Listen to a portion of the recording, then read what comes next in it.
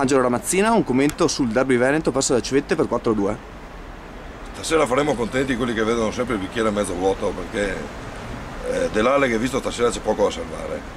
Hanno giocato male tutta la partita, hanno dimostrato i limiti grossi sia in fase offensiva che difensiva. Abbiamo visto poca incisività in attacco e nemmeno il cuore che di solito si vede si è visto stasera. Tante occasioni non sfruttate, ma soprattutto pochissimi tiri rispetto al volume di gioco espresso. Io dico sempre che ogni buona azione deve finire con un bel tiro, perché altrimenti non è una buona azione.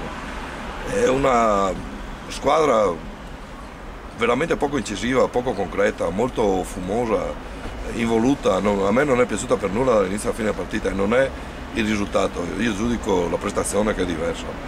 Era un Asiago abbordabile perché non è più forte dell'Alega, ma un Asiago che con umiltà ha giocato bene tutti e tre i tempi, ha giocato in maniera tranquilla, molto concentrata, ha fatto pochissimi errori, ha sfruttato le occasioni che ha avuto. Terza vittoria consecutiva dell'Asiago, tra l'altro. L'Asiago è in crescita nettamente. In crescita. Si basa su un buon portiere, ottimo, un buon telaio di difensori, mi è piaciuto molto Johnson, però il migliore in campo per l'Asiago per me è stato Matteo Tessari, giovane dell'89, ha giocato un'ottima partita e è in tutte le azioni offensive dell'Asiago.